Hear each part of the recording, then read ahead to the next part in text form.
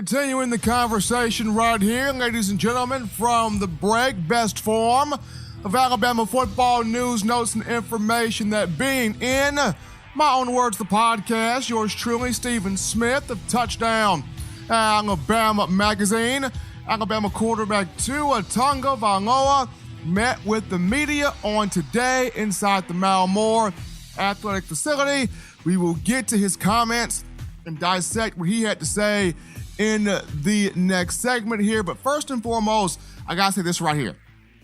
People, have you ever had a moment where you heard something, saw something, looked at something, but didn't really pay much attention to it?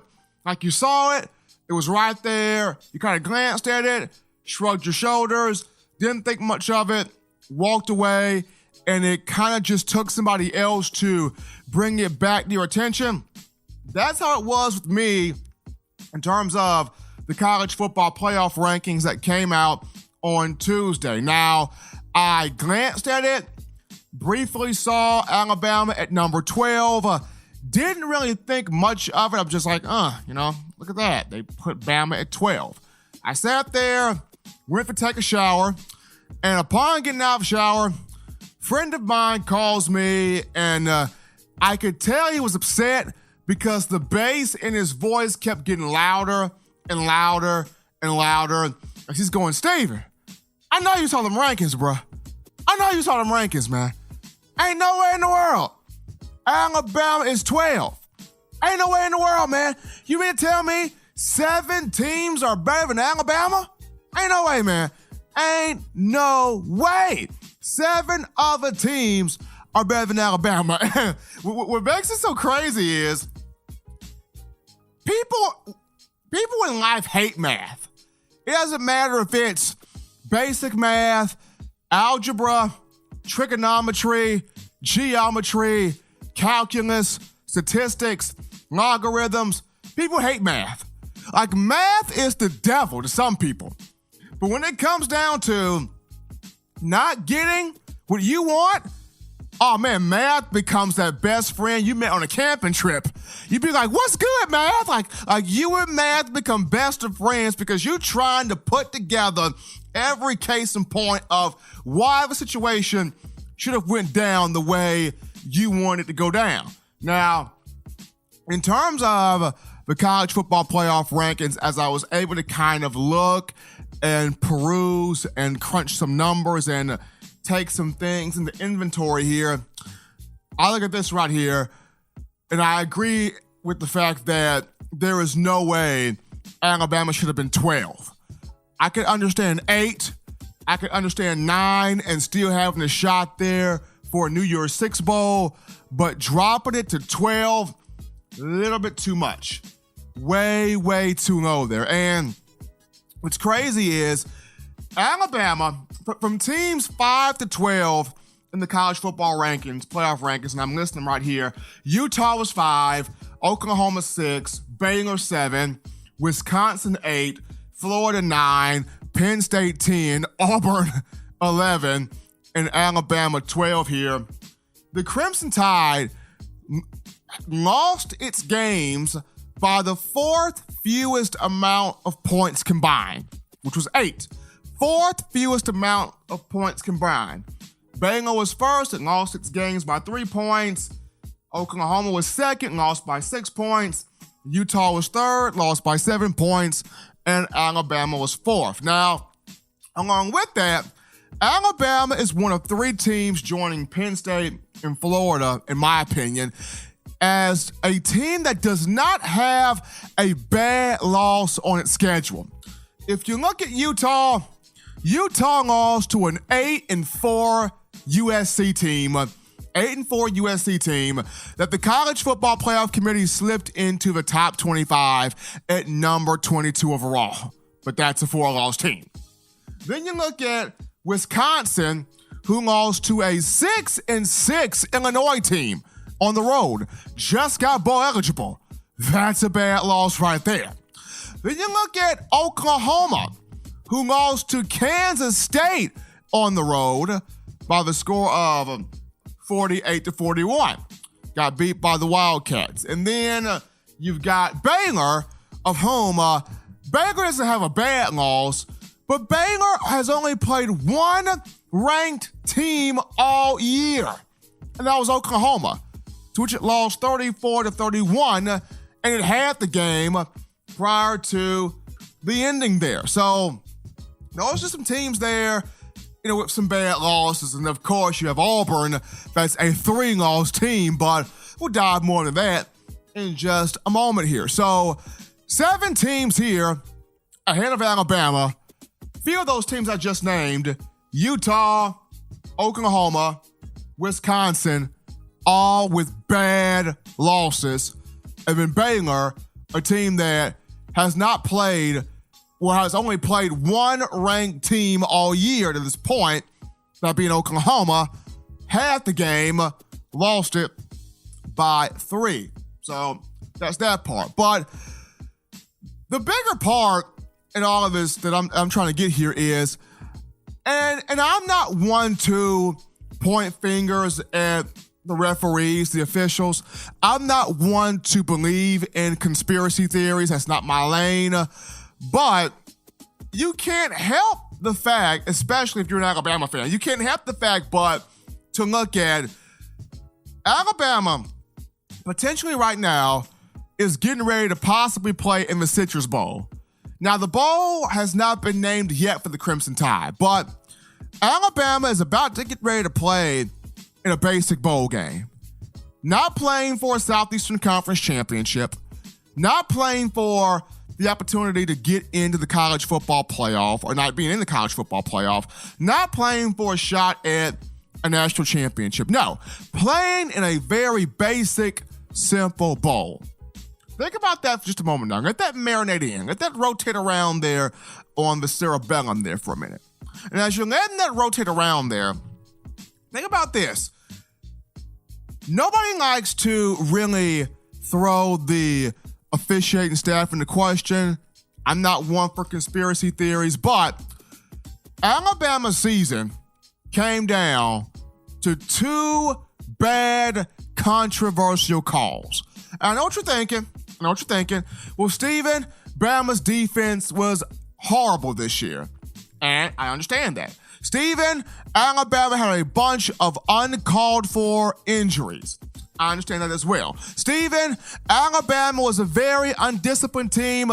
This was the most penalties I've ever seen from a Nick Saban coach group. And I agree with you right there. But at the same time, even with all of those things factored in, you go back to 2 blown bad, controversial calls. That's a variable between Alabama playing for a shot at a national championship and Alabama, where it is now, playing in a very simple bowl game. For starters, let's go back to the LSU matchup for a minute here. LSU, Alabama. Game of the Century Part 2. Of course, President Donald Trump was in the building. The score was 19-13, second quarter, inside Bryant-Denny. There was about 1 minute, 17 seconds to go in the first half. Joe Burrow and LSU, the offense has got the ball in Alabama territory, and they're looking for a touchdown here. Joe Burrow, on one particular play, is trying to target Thaddeus Moss at tight end, the son of NFL legendary receiver Randy Moss, along the left sideline. Thaddeus Moss is being defended by Trayvon Diggs here. Trayvon Diggs, there's about a good 1 to 2 feet of space between Moss and Diggs. And Diggs does not force Moss out of bounds, doesn't push him out of bounds. There is no contact from Diggs that would propel Moss's momentum to go out of bounds prior to him attempting to catch this football here. But as you clearly see, Moss's foot is out of bounds. His foot's out of bounds here.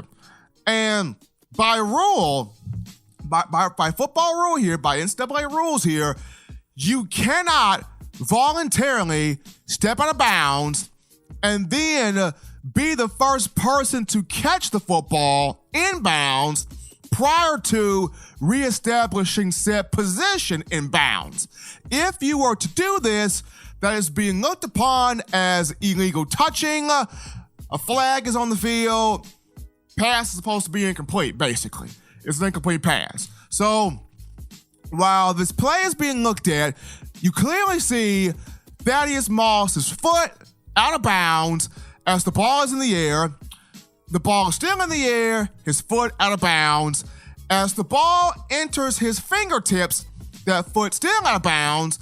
Now he tries to make a subtle toe tap to put the foot back in bounds, trying to say that he's establishing position before going back out of bounds, but still, he's out of bounds to begin with. And there was a rules official, a rules analyst in the booth for CBS Sports, being one Eugene, otherwise known as Gene Steratore.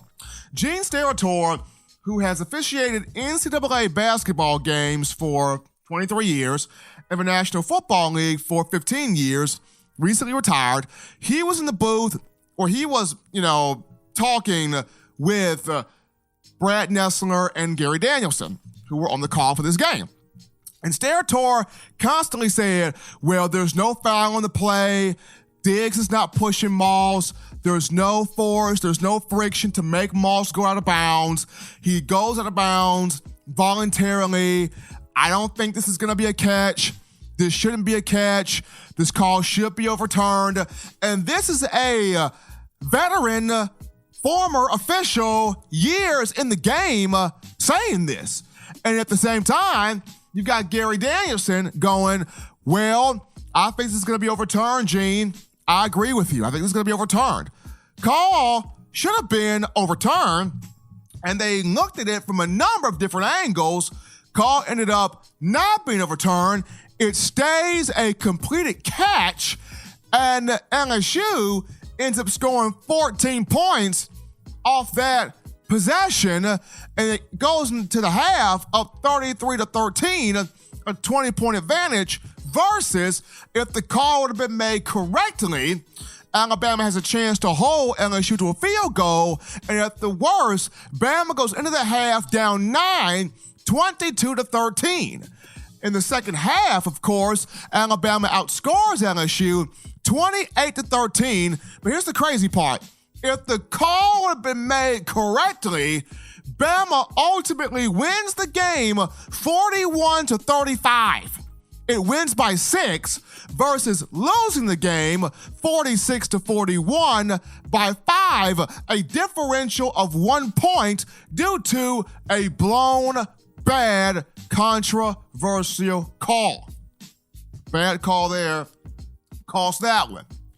But more so nerve-wracking than the LSU game, the Iron Bowl, this past Iron Bowl.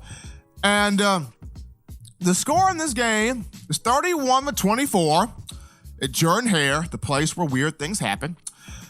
You got about 10 to 15 seconds remaining in the first half. At this point, Auburn has no timeout, so they can't stop the clock. They can't spike the football. Bo Nix is trying to get the team set up in field goal range for Anders Carlson. After making this little dump catch in the flat off a pass, Jatavius Whitlow is tackled, and as his knee hits the ground, the clock hits 000. The officials blow the whistle. It's halftime. Play is over, right? Halftime. Well, Gus Malzahn coerced the officials to put, 1 more second back on the clock since they live and die by 1 second. And it's supposed to have been a free clock. Like, if it's underneath 3 seconds, that's a free clock. That clock should go, halftime, under 3 seconds. But they put 1 second back on the clock, allowing Auburn to fully get the field goal team on the field, not allowing Alabama to make the necessary substitutions, and Carlson makes the 52-yard field goal. The score becomes 31-27. Not the right call made on the field, because if the referees would have done this the correct way, free clock, let it run out, Auburn, no timeouts, can't stop the clock, can't spike the ball. You go into halftime, up 31-24. Of course, Auburn outscores Alabama in the second half, 21-14. But the beauty of this is the game has a shot to be deadlocked at 45 going into overtime. Instead of Auburn winning the game 48-45, the game would have been deadlocked at 45, potentially going into overtime. Just thinking about how in 2013, you saw what happened there. I don't think Nick Saban puts Joseph Blvd in that situation. Crimson Tide plays for overtime. Possibly could have scored a touchdown. Mac Jones was hot, but that's besides the point. Point being, game would have been dead even at 45 instead of Auburn winning the game 48-45, and Joseph Blvd was putting in that spot to make that field goal if the officiating staff would have made the correct call from the get-go, and the field goal from Anders Carlson would have not even been attempted. So 2 blown calls have gone a long way. I'm not one for conspiracy theories now, but 2 blown calls have gone a long way in determining Alabama for a national championship, Alabama for potential SEC title, versus Alabama playing in a basic bowl game, which is what it's about to face. No way in the world Alabama should be at number 12. These teams ahead of Alabama would not want to play Alabama on a neutral field. Let's just be honest. Would not want to battle the Crimson Tide on a neutral field whatsoever. 2 horrific calls, and Steve Shaw and this officiating staff definitely got their phones blown up. 2 bad calls went a long way in Alabama not being in the college football playoff and playing for a basic bowl game. But fans, definitely want to hear your thoughts on that. Do you feel like 2 bad, controversial, blown calls prohibited the Crimson Tide from getting to its ultimate goal here? We're going to go to our next break here on In My Own Words, the podcast, Touchdown Alabama Magazine. Don't touch that dial, folks. When we do return, we will have Justin Smith, the lead scouting and recruiting analyst for TDA, touching on the recruitment for the 2020 and 2021 classes where Bama is concerned. We return to In My Own Words.